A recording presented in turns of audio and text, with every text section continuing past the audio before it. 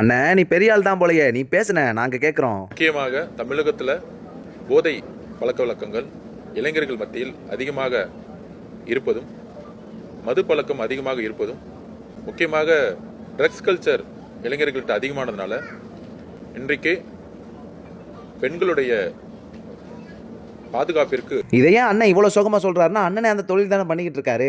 அவர் விற்கிற பொருளே யூஸ் பண்ணாதீங்கன்னு சொல்றதுக்கு அவர் கொஞ்சம் மனசு தடுமாற தானே செய்யும். என்ன செய்யறது? நான் இந்த வீடியோல சொல்றது எல்லாம் என்னமோ சும்மாலாம் இல்லைங்க, எல்லாம் ஈடி ரைடு, கேரளா ஹைகோர்ட்டோட வாக்குமூலங்கள். ஊரு விடாம ஒரு தெரு விடாம போதை பொருள் கலாச்சாரம் அப்படியே ஸ்ப்ரெட் ஆகி கொட்டி கிடக்குது. அது எப்படின்னா நீங்களே எல்லாத்தையும் பண்ணிட்டு ஸ்ப்ரெட் ஆகி கிடக்குதுன்னா என்னென்ன அர்த்தம்? நீங்க தானே ஸ்ப்ரெட் பண்ணி விடுறீங்க. இதுல பெரிய மேட்டர் என்னன்னா, இதை பத்தி பேசினவங்க எல்லாம் கைது பண்றாங்களாம். நம்ம யூடியூபர் மாரிதாஸ் இதை பத்தி பேசியிருக்காரு. அதுக்கு உண்மை வெளியே தெரிஞ்சிட போதுன்னு புடிச்சு ஜெயிலுக்குள்ள போட்டானுங்க. நல்லா இருக்கே மாற்றம். டெமோக்ரஸி போய் டிக்டேட்டர்ஷிப்பா? நான் ஜெயிலுக்கு போறேன் எல்லாரும் பாத்துக்க, நானும் பெரிய ராவடி.